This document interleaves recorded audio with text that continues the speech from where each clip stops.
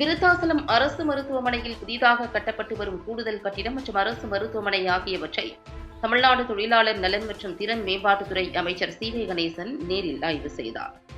கடலூர் மாவட்டம் விருத்தாசலம் நகராட்சிக்குட்பட்ட 26வது வார்டில் 1.5 ஏக்கர் பரப்பளவில் அமைந்துள்ள அரசு பொது மருத்துவமனையில் 15வது நிதிக்குழு மானிய திட்டத்தின் கீழ் ரூபாய் 500 லட்சம் மதிப்பீட்டில் கூடுதல் கட்டிடம் கட்டும் பணி 19/2/2024 அன்று தொடங்கி வைக்கப்பட்டது. 5 தளங்கள் கொண்ட இந்த கூடுதல் கட்டிடங்கள் வருகின்ற 2025 செப்டம்பர் மாதம் திறக்கப்பட உள்ள நிலையில் தற்போது 5வது தளம் பணி முடிந்துள்ளது. இந்த பணிகளை தமிழ்நாடு தொழிலாளர் நலன் மற்றும் திறன் மேம்பாட்டுத்துறை அமைச்சர் சி.வே. கணேசன் நேரில் ஆய்வு செய்து கட்டிடத்தின் தரம் குறித்தும் லிப்ட் வசதியுடன் அனைத்து வசதிகளோடு அமைக்கப்படும் கட்டிடத்தின் பொதுமக்கள் பயன்பாடு குறித்தும் ஒவ்வொரு தளத்தின் சிறப்புகள் குறித்தும் கேட்டறிந்தார்.